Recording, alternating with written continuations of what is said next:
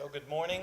Good morning to those who already said good morning to on the Zoom, and also to the live stream. Good morning to you as well. It's Wednesday morning and time for the continuation of our reading and discussion of the Bible. We are currently reading somewhere around the middle of Isaiah. Does anybody remember the last chapter? I was sitting here rereading the notes. I have that it was 17. Okay, that's what I had too. I read through 17 and thought, I think we already read this. And then we looked ahead and realized that we have several oracles coming, and trying to figure out what to do or how to think about them or understand what Isaiah's thoughts are or the writer is about that. So, Colette, are you there? I don't think she came back to the camera yet. Yep, I see her picture, but Yeah. not me. It just says Colette's phone. Well, guess you see the same thing. Yeah. So usually on Wednesday morning I have two people in person, but I don't have either of them now, so it's just us so far today. I don't know if Debbie will be along or Miss Pat. I don't know. I didn't hear from them.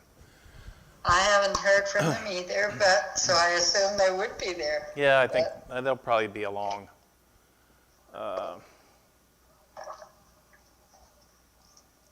Anyway, I'll say it now. Last night we were up against what I think is the obstacle of Job and the variety of theologies that are in Job, and I have to confess that this section of Isaiah, starting from last week and through this week, I have very difficult time accepting the worldview that is characterized in these sections of Isaiah. And it goes to the theme that keeps coming up over and over again, which is Israel did wrong in the sight of God, and so then calamity falls upon them. Their borders are invaded, and they have the Assyrians that come, and Isaiah continually, just over and over and over again, is holding forth that the rise of Assyria to the north of Israel, there's the divided Israel is, the north is Israel and the bottom is Judah. And the rise of a powerful, hostile nation to their north, Isaiah just interprets as this is God, coming to, God. This is God coming to punish you.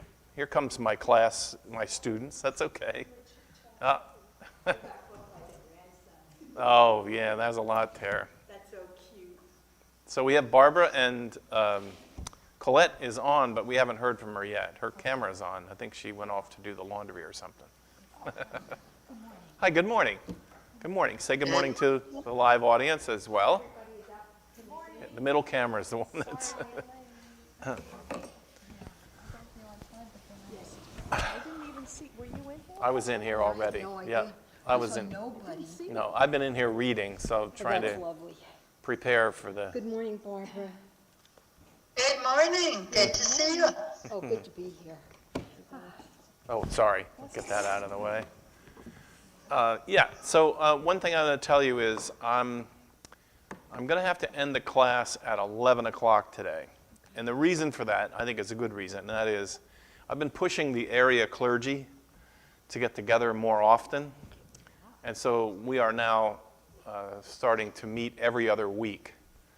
And at my insistence, we planned a meeting today. So if I don't show up, I'm going to be in trouble. No, So, don't feel badly no. about that. I think you're doing a great outreach. That's a good thing. yeah, it's a good thing for me, too. It's good for me to get connected to them. And the rabbi from the big synagogue here in Franklin Lakes attends, and Nathan Busker from Ponds Reformed Church attends, and the Lutheran pastor also from Oakland attends. And I think today we're going to be joined by the American Baptist pastor from Oakland. Great. I like it. We also, there's a sheikh who is coming. They know him very well. I don't know him, so I'm From hesitant. Midland Park? I think so. I know his wife. Yeah, so he's also attending today. And I And don't you know. heard me talking about Church World Service, Yes. refugee. Yeah. Okay, Hi, Colette. Well, that's good because we have our mission committee next week. So if Okay. it's every other week, right, we're on the that's right not a cycle. problem. Yeah. Wonderful. Good work. Yeah, and the Church World Service relocation part is what I want to talk about today. To say, Right. none of us can do this on our own, but, maybe we could work together to be signed up for doing that. We just lost Colette. Oh, she's back. Oh, here she is. Hi, Colette. There she Here, and she's trying to see us. Yeah. is on her magnifying glass. Yeah. That's Yeah. probably looking for. How are you, Colette? Hello. Hi, how are you? Morning. I got the sound. Okay, good, Great. Great. good. So, I just want to say, you get to these parts of this idea of reading through the Bible, and of course my growing up tradition would never allow me to say this, but I get to parts and I go, okay, I don't agree with this part, I don't like this part, I don't like this theology, I don't accept this theology. And, my ultimate Christian escape is, I don't think Jesus would accept this theology. But here we are, Isaiah, some of the most beautiful poetic expressions of the love of God and of God's demand for justice in the world among all peoples. Isaiah has such a broad view of peoples. And he talks about the sovereignty of God in the world. And sometimes that scares me a little bit because we've had real human beings who have risen to power and they had a design of being the king of the world, being in charge of the whole world. But what Isaiah means in talking about God being the ruler of the world is that whether it's happening today or not, or whether it's visible or not, God is moving toward being in control of the world in the sense that justice would reign. We hear that phrase from time to time. I like that. I would like it if justice reigned. That would mean justice is in charge. And that compassion is the rule of the day. That mercy is the way forward. That forgiveness is the qualification. And that's what it means when we say God is ruling the world. Yeah. And for Isaiah, in things we've talked about before, here's where I bump up against parts of Isaiah, and that is, we have discussed that it seems clear, and I'm not talking about Jews today or any anti-Semitism. I'm not. I'm talking about in the history of the Hebrew people. They have a strong tendency to wander away from what God has called them to do and to be in the world. And when God calls with a mission, God also promises provision to see to it that you be able to do this. But if you don't stay on the mission, then the provision is withdrawn. And one of the provisions was protection, that if the people would be a blessing to the families, all the families of the earth. It actually says that. It says all the families of the earth. If they wander from that mission, and they do. There's various interpretations about the whole conquest of the land, and how they moved in. And of course, I think the arrogant leaders say, look at us, we're strong, we're mighty, we're warriors, we conquered. I think there's a subtext that says, no, you're lying. You didn't fight any battles at all. You went in, you found villages where the locusts had driven populations out, and where hornets and bees had made it uninhabitable, and you came in and you found the land, and you failed to tell the truth about your history, and instead you told a history of your own arrogance. And then the history of the people who've settled in the land begins to develop as this, look at us, how great we are. So tell me why that's unique. Yeah. Yeah, it's not A little unique. bit more start, I'm sorry, before Yeah. you start reading, I'd like some clarification on what oracle means. I was just looking at definitions, Googling it, and first of all, it says a priest or priestess acting as a medium through whom advice or prophecy was sought from the gods in classic antiquity. But it also says a response or message given by an oracle, typically one that is ambiguous or obscure. Well, I would say these oracles are the first variety in that definition because Okay. they're very little, it's very clear. Isaiah is very clear. He's clear about who he's talking about. He names the oracle, for Damascus. He names the oracle for Syria. And then he goes on into his, he just stands up. It's what I think we would call a prophecy. He's making, I have to be careful. He's not so much saying this is what's going to happen. In the truest sense of the prophet in the Hebrew terms, the prophet was the one who described what is happening. He's saying this is what's taking place right now. And he's offering up an interpretation of what is happening. So when Assyria grows very powerful and it begins to invade the northern kingdom, the oracle against Assyria, or actually this oracle would be against Israel, says, you want to know why this is happening? This is happening because you people are the most unfaithful people in the world, and God is going to use Assyria. He often refers to this as the rod.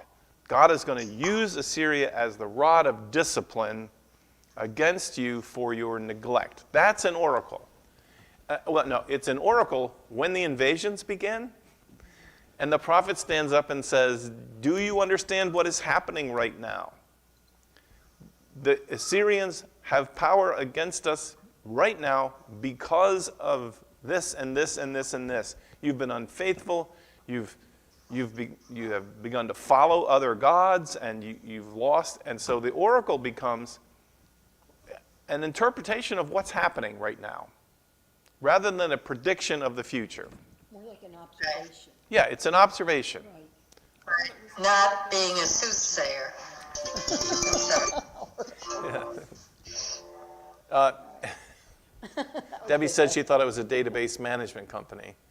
And actually, I think maybe it is, because, right, what do databases do? They collect and present to you what is. Right. They show you the way things are. Again, I don't know why I keep hearkening back. Last night I went into a big conversation about the church I grew up in. In the Pentecostal church, every time the church gathers, somebody stands up and delivers an oracle. It'd be crazy for us, but, in that gathering, it was appropriate to the culture of the gathering for somebody to feel led to stand up and say something. And Not a testimony necessarily. No, this was very different. This is more like Barbara's second definition, which was it's very difficult to have any idea what the person was actually talking about. So they would stand up and they would say, here's the word of the Lord. And I have said, I'm trying to remember, I have said to you time and time again about my love and my grace, and you do not listen. And it would go on and on like that. And then the person, when they were finished, would sit down, and the church would be very grateful to have heard an oracle from God. Hallelujah. Amen. That's exactly right. And so that never had any bearing at all in anything practical. Like, it was never in the oracle, it never said, listen, when you go out of church today, be careful in the parking lot because you may get run over by a wild car. It was nothing ever that was of any practical value. But in that tradition, they used it to be reassured that God was with them and that God was still talking to them And I never felt that, but that's okay. So in this case, the oracle is offering an interpretation of what's happening. This is what's happening. This is why it's happening. And the part that I have trouble with, and we've talked about this, is I was going to say I don't get it. I get it. I don't like it. I don't like it. It's one thing to say, this is what's happening, but it's another thing to say, God is causing. That's exactly this to right. happen. That's right. And Isaiah does both. He'll describe what's happening, and then he'll say, you see, this is coming about because you have been dancing around the Asherah poles. You've been committing yourself to fertility rites instead of trusting God for, are you going to have enough babies to allow your family to continue? You turn to Asherah and you celebrate the god of sex and the god, and Isaiah is saying, you've left off the whole mission and you're concerned only about yourselves, and because of that, the Assyrians are growing in power on the border, and they're going to come in and they're going to execute the discipline of God against this nation. And so they do. And it's not just even that. I don't mind if there's consequences for pursuing less than just ways in the world. I don't mind that. But it's the brutality of the descriptions are, and you'll hear them, the oracle is like, it's horrible. And what happens to Israel is horrible when the Assyrians invade. So it's like, the other thing, I'm just rambling a little bit.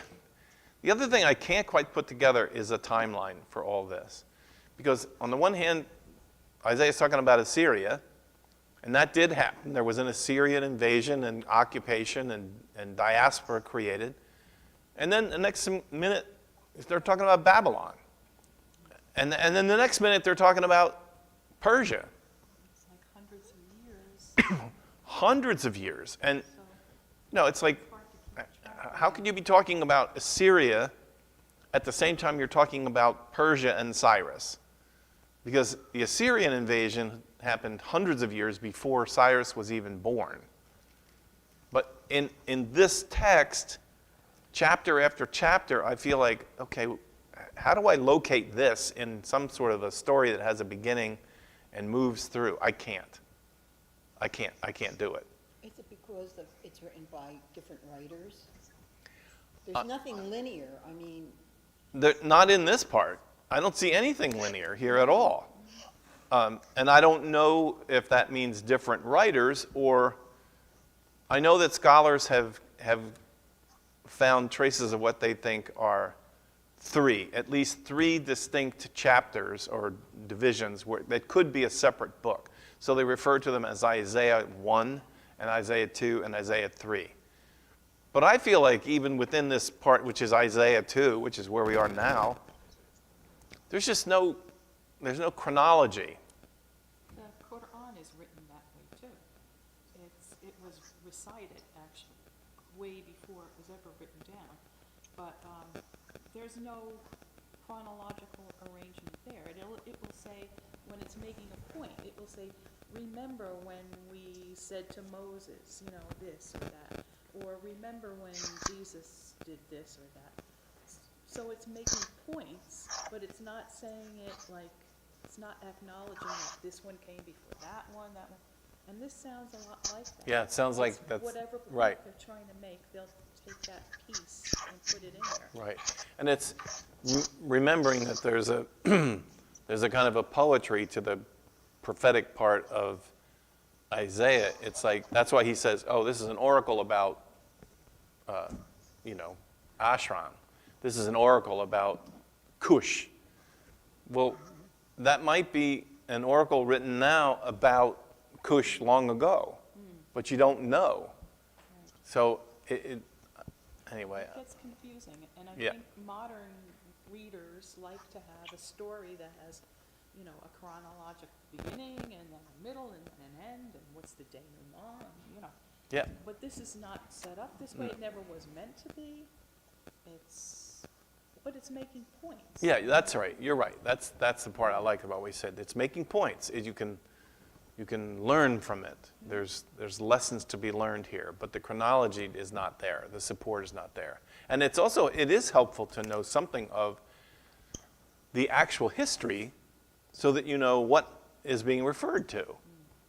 But the history and its timeline does not control what you talk about. You could be talking about one part of history in chapter 18 and chapter 19. You're talking about 400 years before that. But there's still the lessons to be learned from that. That's a good point. I like that.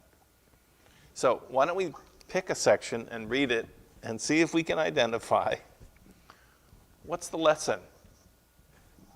Well, what is? No, we're still taking everybody out. I don't know. I know. I don't know what is that. It's like, oh, all right. What do we decide? We're at 16? No, I think 17. What do you?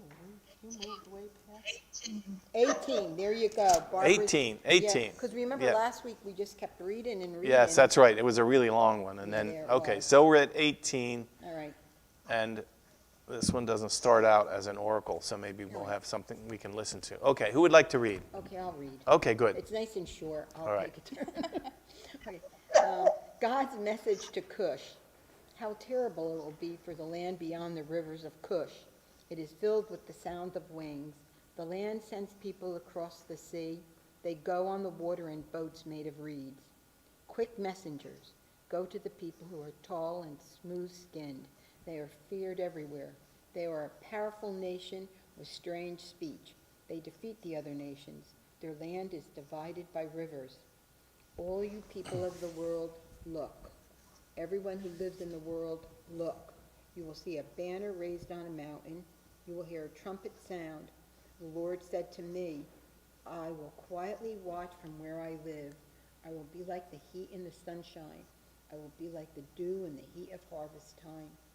The time will be after the flowers have bloomed and before the harvest. The new grapes will be budding and growing. Then the enemy will cut the plants with knives. He will cut down the vines and take them away. They will be left for the birds of the mountains to eat. They will be left for the wild animals to eat. Birds will feed on them all summer, and that winter wild animals will eat them. At that time, gifts will be brought to the Lord of Heaven's armies. They will come from people who are tall and smooth-skinned. They are feared everywhere. They are a powerful nation with strange speech. Their land is divided by rivers. These gifts will be brought to the place of the Lord of Heaven's armies. They will be brought to Mount Zion.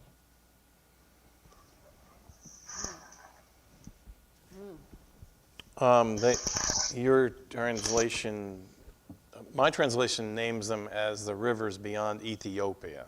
Okay, mine These says are about Cush, right? Cush, yeah. So Cush is the name for the Ethiopian people. I have an idea that they are, I like that they're smooth-skinned Yeah. and they're tall and they're frightening. Like, this is a race of people that is frightening to the rest of the world, or to Isaiah's world. And I can't tell, I think that Isaiah is describing them as a people, they're going to bring gifts, will be brought to the Lord of hosts from a people tall and smooth. Whether this is a declaration of the Ethiopians coming to make offerings to God, to Yahweh. Is that what it sounds like to you? Sounds like that to me. There's a lot of Jewish Ethiopians. Okay, And well, one of them relocated over to Egypt. To Israel, sorry, Egypt. But not recently. I think back in the 60s and 70s, there was like a big exodus because they were being discriminated against. But there were quite a few Jews still in Ethiopia at the time. well, I guess in this passage, I was trying to desperately look to see what the commentators are saying. The prophet, I think I'm on the right, yeah, the prophet employs the mythological motif of the combat with the sea to portray the Lord's defeat of the nations. the oracle focuses on Ethiopia, to whom Israel sent messengers in 724 BCE during the reign of King Hosea in an effort to gain support for its revolt against Assyria. Okay, I get it. So this is an ally of the Israelites, and they were to come and help Israel in their fight to defend themselves against the Assyrians. And the promise is that they would. When Isaiah is consistently opposed to these kinds of alliances. He doesn't like alliances with Egypt. He doesn't like alliances with Ethiopians or anybody else. In fact, in some ways, he blames the downfall of Israel on its early alliances with even Assyria. That northern kingdom sought help militarily in their civil war against the southern kingdom. And having made friends with the Assyrians, then the Assyrians used that as a bridge over which they came to then conquer them. Well, it's that fear of, it's a xenophobic kind of fear of anybody that's foreign. Yeah. And what is foreign changes. Sometimes it's your own people, but, you know, they disagree with you about something. It's a different clan, or it fluctuates. Yeah. So that's a lesson in and of itself. How foreign are any peoples in the world? Aren't we all one human? Human race. Yeah, I mean, So, yeah, I think Isaiah would have made a really poor diplomat.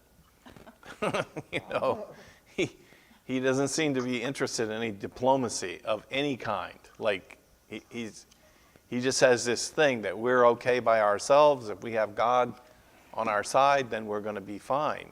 but that is, You know, it's with us today, too. it is. Oh, my goodness. Diplomacy consists of who can we make alliances with so we can ward off our enemies. It's still that way, Exactly. unfortunately.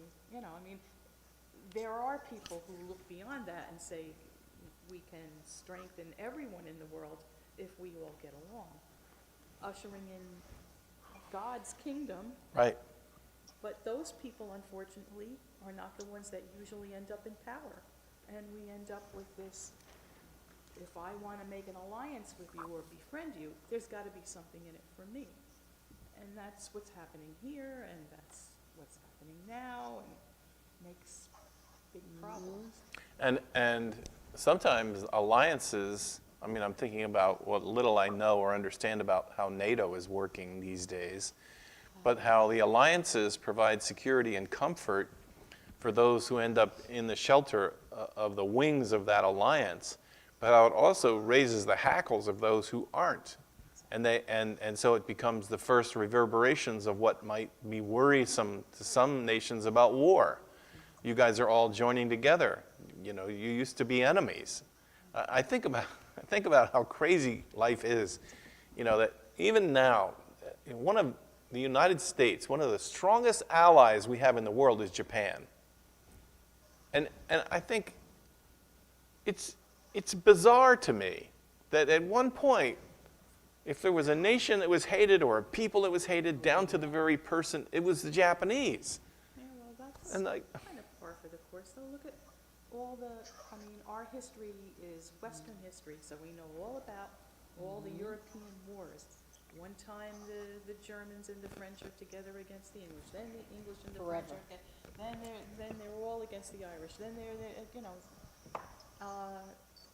it happens, and I think a very unfortunate thing is when you have a country or an empire that's big enough, it starts to want to close the borders. right.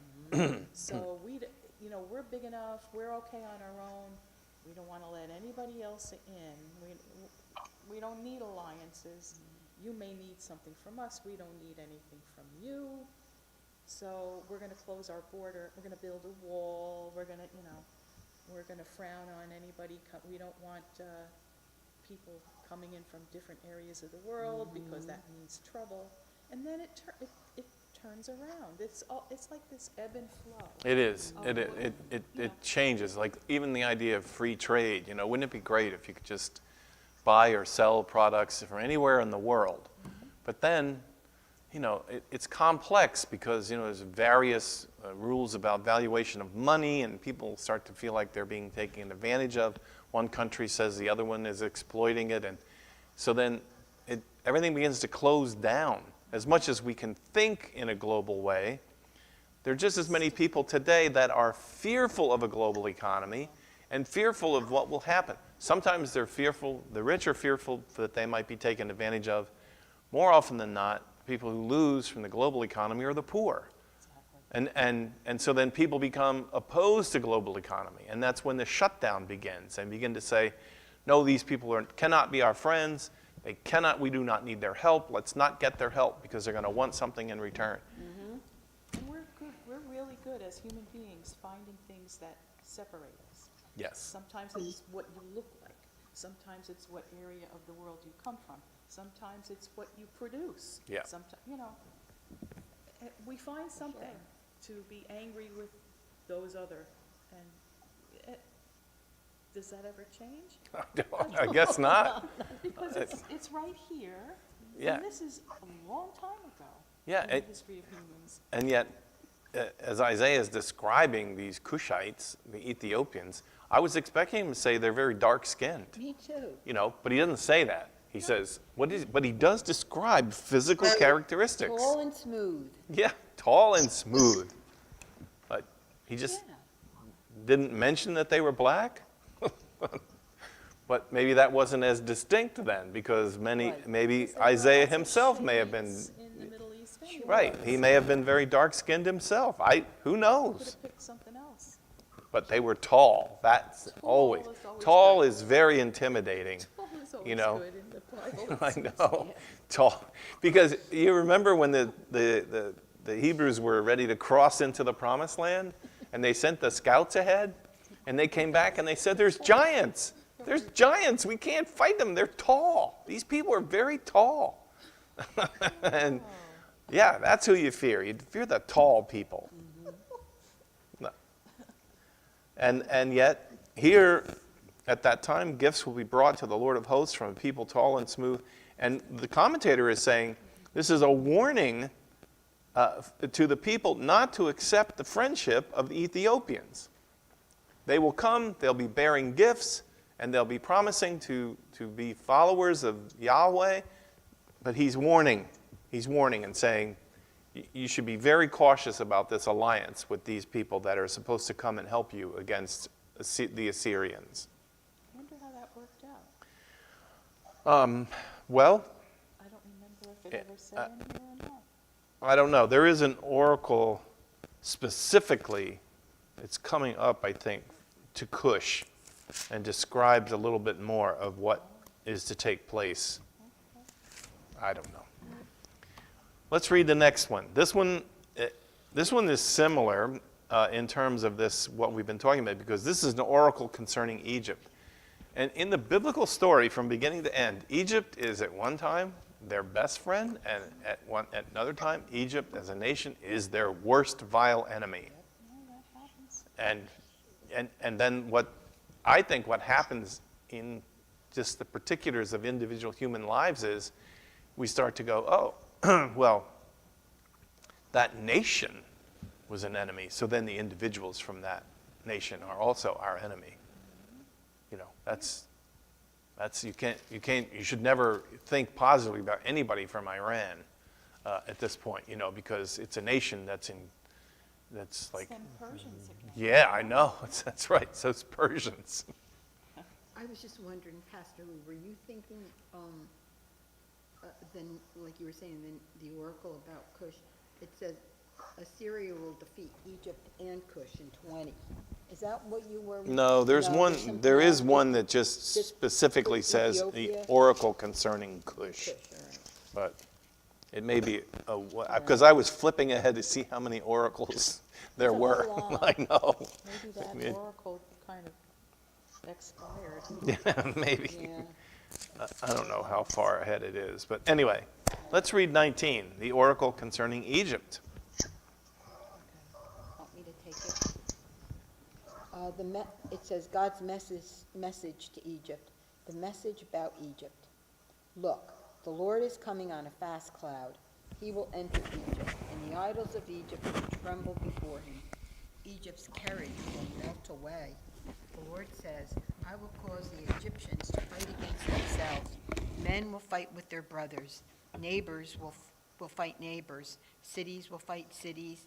Kingdoms will fight kingdoms. The Egyptians will be afraid. I will ruin their plans. They will ask their idols and spirits of the dead what they should do. They will ask their mediums and fortune tellers. The Master, the Lord of heaven's armies, says, I will give Egypt to a hard master.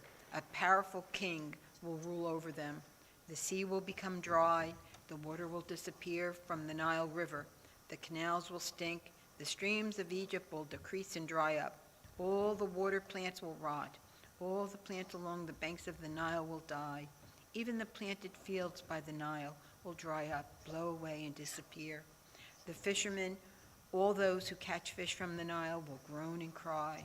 Those who depend on the Nile for food will be sad. All the people who make cloth from flax will be sad. Those who weave linen will lose hope. Those who weave cloth will be broken. All those who work for money will be sad. The officers of the city of Zoan are fools. The wise men who advise the king of Egypt give wrong advice. How can they say to him they are wise? How can they say they are from the old families of the kings? Egypt, where are your wise men? Let them show you what the Lord of heaven's armies has planned for Egypt.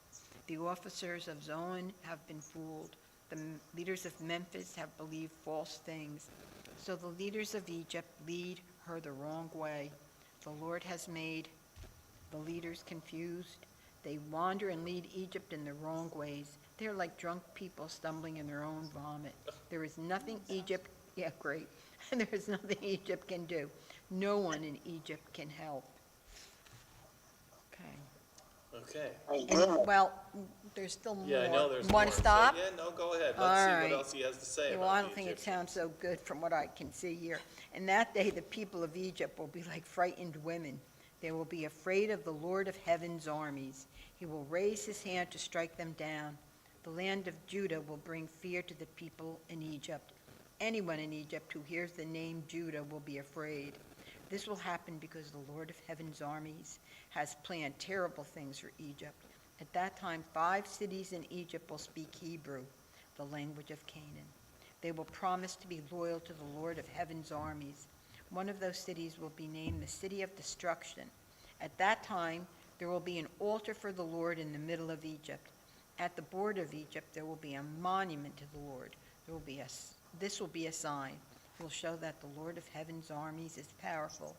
When the people cry to the Lord for help, he will send help, and he will send someone to save and defend the people.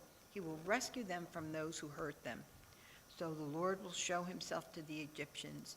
Then they will say, he is the Lord. They will serve God and offer many sacrifices. They will make promises to the Lord, and they will keep them. The Lord will punish the Egyptians, then he will heal them.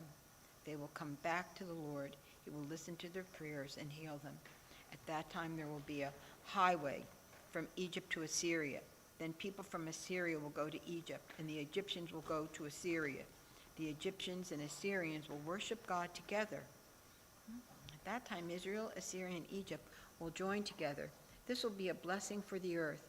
The Lord of heaven's armies will bless them. He will say, Egypt, you are my people. Assyria, I made you. Israel, I own you. You are all blessed. I didn't see that coming. Me either. Okay. I didn't see that coming at all. Now we got 3 besties going on. So, That didn't happen. wow.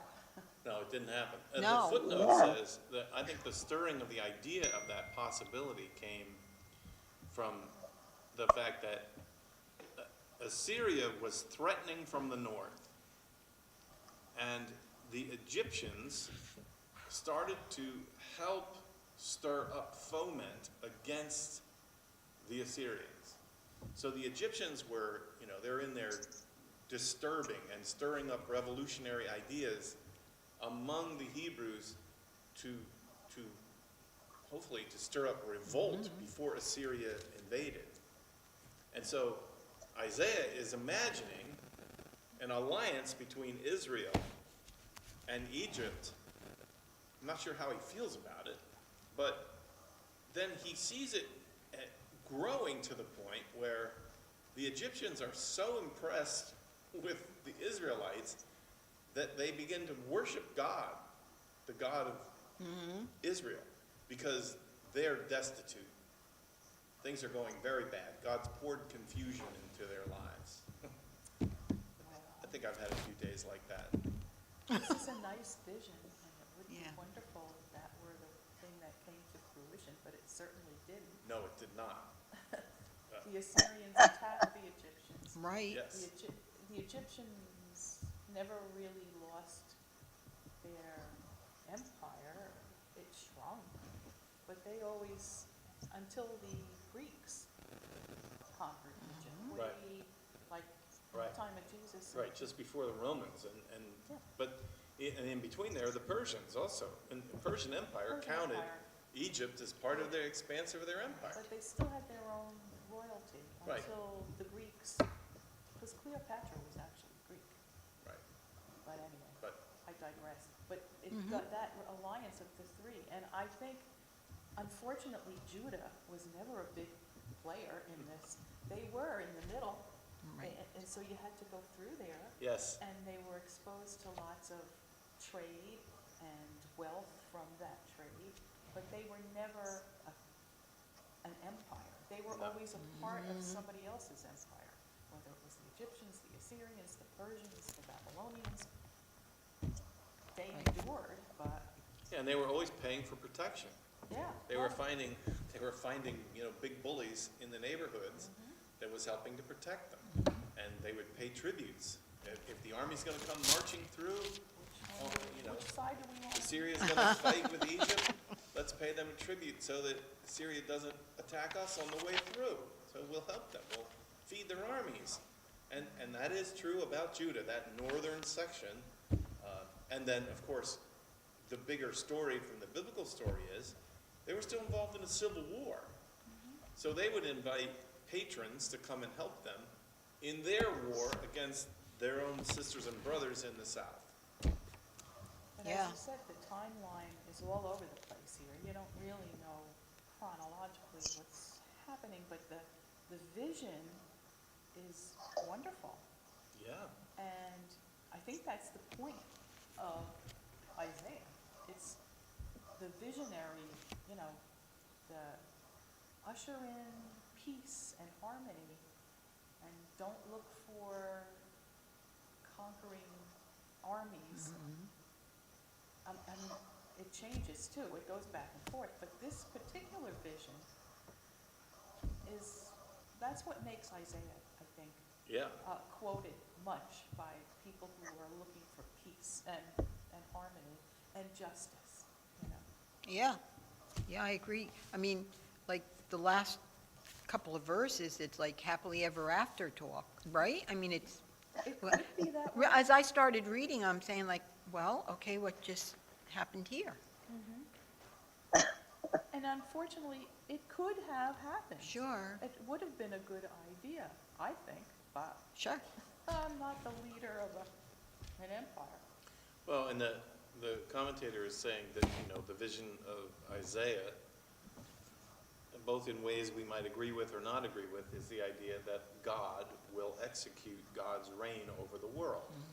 And that sometimes it's through punishment, sometimes it's through building of alliances and strengthening of people. But that ultimately, the very end of this is a vision, which is a portion of the vision that is, here it is, peaceable kingdom.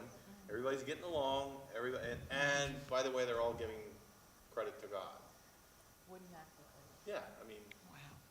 And if it happens, that is what you'd want to do. But of course, when the opposite happens, people are angry at God. Yep.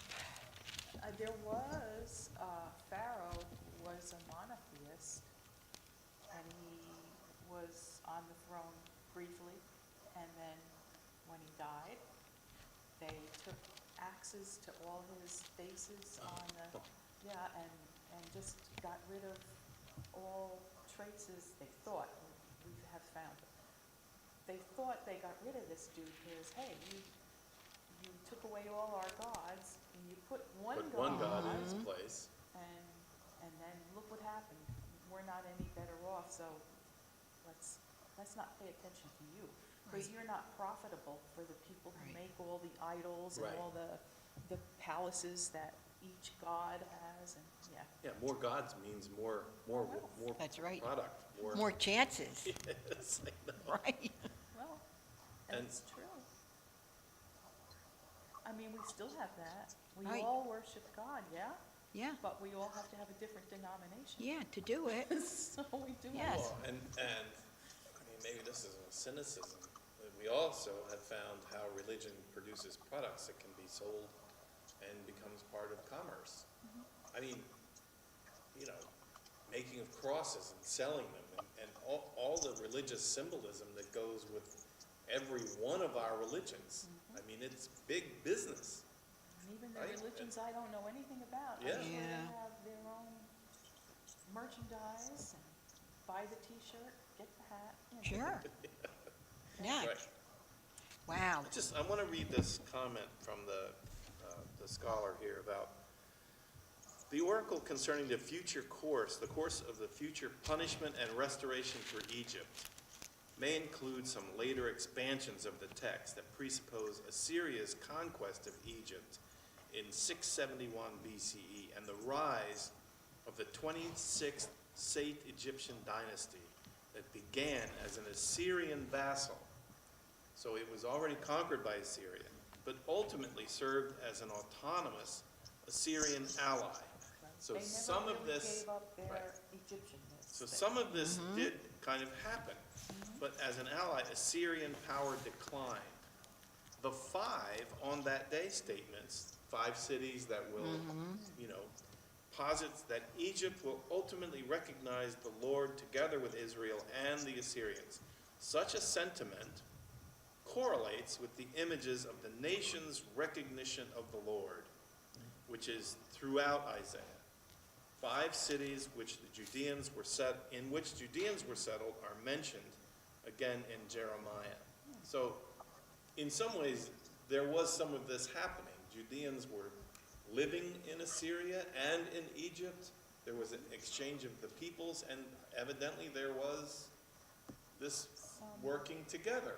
Because if you have more gods, you have more chance That's right. to find the right one. Right, so, And Judah is right in the middle, like they say here, we're right in the center of things. So we're trading goods, but we're also trading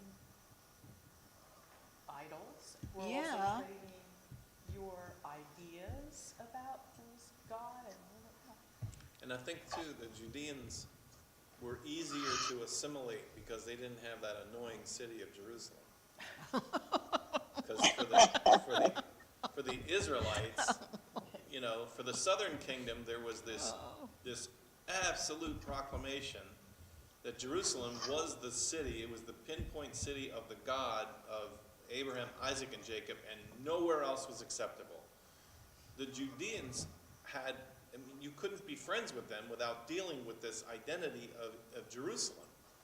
But the northern kingdom was not so. They were the ones, remember, again, the arguments about the Samaritans. The Samaritans said, you can worship God anywhere. You can go up in the mountain and you can build, a little temple up there, and that's as legitimate. That's not good for your commerce. No, it's not at all. And, People coming to the temple. right, and then there were those who said that it was about an economic issue, that the temple at one point in the United Israel was like Wall Street. It was the center of commerce and exchange that provided for the economy of the whole people of God. And so, when the northern kingdom said, No paper. See you next week. Too cold. Yeah, no, the wind. Yeah. Two more weeks. Cool. You haven't That's good. knocked my chair over. Yeah, the wind. Yeah. I'll be set up. You're gonna tell them you don't know. so they, So the Sadducees and the Sure. Pharisees actually were Oh, almost Okay. like rulers, Yeah. not just Thank you. priests. right, Right. they were because they were in charge of the important economy. And there's some theories about the crucifixion of Jesus that one of the things that people were so upset about him was he was destroying Yep. the economic policy, because healing took place in the temple, and there was a fee to be paid. There was an industry of the sacrificial system, and Jesus seemed to be interrupting all of that. Yeah, all you money changers, Right. you, right. And then he went out and had that long conversation with that woman at the well who was a Samaritan, and seemed to disavow all those rules that drove people to Jerusalem for their authentic religious experience. And so here, That could cause a recession for the Pharisees and Sadducees, you Yes. know? and That it wouldn't be it good. did cause a recession. Right. And so I think the other thing I wanted to say is, it's leaving me. The whole idea of, what's the phrase they use about the uniqueness of America, what is the claim? Exceptionalism. Exception. Like the American exceptionalism. And I think that part of what's going on in this time is, I don't know, if I close my eyes, I can see a vision, like on a movie of, okay, there's the Assyrians, and there's the Babylonians a little further to the south of them, and then there's the Egyptians, and they're dealing in this whirlwind of changing political reality. And along with it, right smack in the middle of it, is the Hebrew exceptionalism. The belief that the God who is the God of Israel is the only God, and that this God controls the fate and the welfare of all the nations. All the nations. So that when you see Isaiah describe a downfall in Egypt, they are having an economic recession. The river looks polluted. There's confusion everywhere, and the leaders have no clue. In the Hebrew mind, that's God doing that. It's not just that it's happening. And that comes from the idea that the God who is the God of Abraham, Isaac, and Jacob is not just their God, it's the God of the whole world. This is the God who is the sovereign over the whole world. And this God is sovereign whether we're obeying this God or not. It's not our God. I've talked about that before, that I think true understanding of monotheism says nobody says our God. It's not like our God, the God I have in my pocket, or the God that leads me into battle. God is God, like overall. Someone should tell that to the people in Israel now, because the temple is no longer there, but the place where the temple was is revered by the three biggest monotheistic religions in the world, and they're still fighting over it, and they're still saying, our God is not your God. Yep. That is not true, but, you know. Yeah, And and- they still can't get it together, folks. No. They're still throwing rocks at each other and shooting each other. And the exception to it, which A very holy place. Right. The exception to it, which I think Isaiah, if he were alive, he would journey into some of these towns and villages where he would see Muslims and Jews and Christians living together, sharing food, finding a way of not arguing over the land or the possession, but they would find a way of, maybe they even still say our God, but they don't say our God to the exclusion of the others. They're not hostile. Like, we can exist together, and our practice of our faith can exist together without needing to exclude or deny or to rule out the other. And I'm going to say, lest we think we're picking on Jewish people or Muslims, the Presbyterians at their last General Assembly affirmed that the God of Christianity is not the God that is named when Allah is named. That's not the same God. And it was adopted, it was adopted on the floor of the General Assembly. I think the Christian idea, though, in the Trinity, kind of rules out a lot of, to me, God is God. It's the same God. Yeah, right. But Jews would probably say the same thing. We have more in common. And then there are other things that Muslims and Christians have more in common. We share the same heritage. I understand it as all the same God.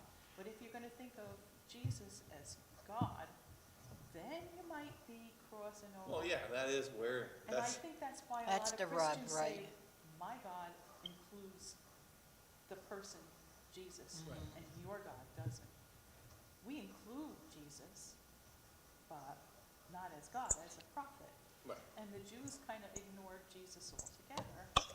Most Jews, but there's always an exception. But yeah, so these are like, but to me that means because I don't believe in the divinity of Jesus. Right, Jesus, right.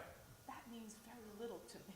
Right. I don't know. I don't see it. I see us all as a family. Well, and I think it's true, in a way, it's true of me as well. I know that if I read back on my thoughts and writings over the last 30 years, the importance of the divinity, like the divinity of Jesus, is not as important as it probably should be in a full Trinitarian ordained Presbyterian minister. But partly, the reason it's eroding away from me is because I look for sources of it in the Scripture. I don't find it. Yes, I hear Jesus referred to as the Son of God. He calls There, himself the Son there of God. are many people referred to as the Son of God. Right, right. And Children of God, they're called. yeah, and Jesus himself says, listen, don't call me Father. You have but one Father who's in heaven. You know, don't call me teacher. You have one teacher who's in heaven. Jesus was a Jew, and that is like a cardinal sin Yeah. to put another in God's place. Same thing with the Muslims. Sure, it's the biggest sin you can do. That's taking another God besides God. And I think for Christians too. Well, yeah, I mean, listen, that's the complaint throughout this whole thing is stick with the God who is God and stop trying to manufacture gods. You know, the commandments, you have no other gods before me. You have to stay with who I am. And who I am is not the kind of God you might like. You can't take a statue of me and stick it in your pocket and then claim my authority and power to defend you. That's not who God is. It's just, like, that's not it. You create graven images, right? Isn't that the word that came down from the mountain with Moses? You cannot form God after your own image. And yet, we don't only form God after our own image, we then cast it into iron and bronze and go to war and kill others that don't accept that version of God.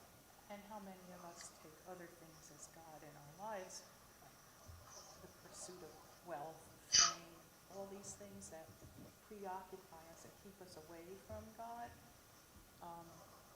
Well, But and that's common to all human beings, I think. Yes. So, and as a kid, I grew up knowing that, you know, the true heretics were the Catholics, because Love they that. had statues. Oh, those papas. They had statues of Yeah. Mary and others right in their front yard. my Yeah, they Scottish did. grandmother It was really just- didn't. It was just clear. Yeah. These are the people that you can read in the Bible. You should not do this. You should have no graven images. And there they are, bold as they can be. And walk into their churches, Yes. and boy, all those saints are on And every that side. Holy water, who made water holy? Yeah. Maybe Jesus, but not the priest. So, All right, I have to go. All right.